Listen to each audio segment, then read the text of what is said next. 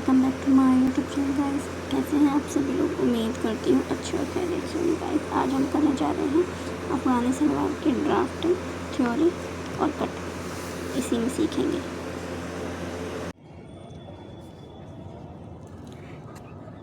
अफगानी सलवार बनाने के लिए लंबाई लेंगे।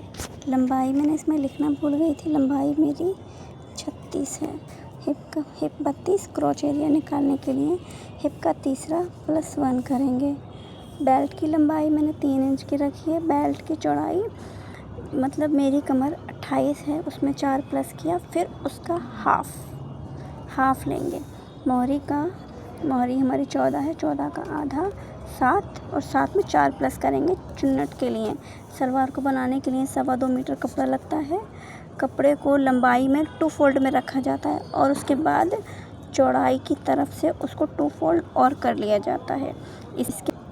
इसमें लंबाई की मार्किंग को हटाकर, यानी कि लंबाई की मार्किंग को काउंट नहीं करते हुए, उसमें मतलब बेल्ट की मार्किंग को काउंट नहीं करते हुए लंबाई का निशान लगाया जाता है। अभी डायग्राम पे समझाऊंगी तब समझ में आएगा अच्छे से। बैक पार्ट को 1 इंच एक्स्ट्रा रखा जाता है ताकि कि शलवार में खिंचाव ना आए। मोहरी का आधा, उसमें 4 इंच प्लस किया जाता है चुन्नट के लिए। मोहरी को क्रोच एरिया से मिलाकर ड्राफ्टिंग पूरी की जाती है और इस मार्किंग पर कटिंग कर ली जाती है। किस तरीके से डायग्राम पे समझते हैं। ये यहाँ से ये बेल्ट का इतना छोड़ते हुए यहाँ से लंबाई रखेंगे यहाँ तक।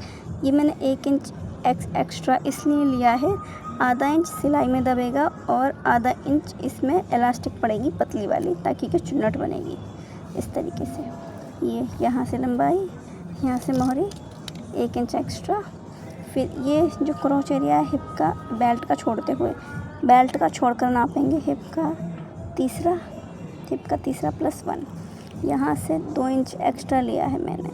वो इसलिए जब मतलब हल्के फुल्के शरीर का इंसान होता है तो 1.5 इंच लेते हैं, मीडियम होता है तो 2 लेते हैं और ज़्यादा हैवी है तो 2.5। इसको ऐसे मिला देंगे। फिर 1 इंच बैक पार्ट में 1 इंच एक्स्ट्रा लेते हुए इस मार्किंग को यहाँ से मिलाएंगे पूरा एक सा करके।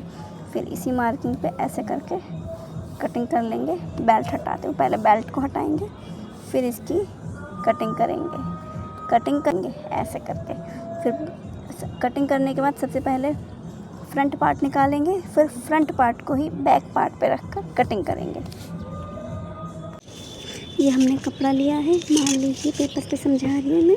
ये इसकी लंबाई है और ये चौड़ाई है। इसको इस तरीके से फोल्ड करेंगे।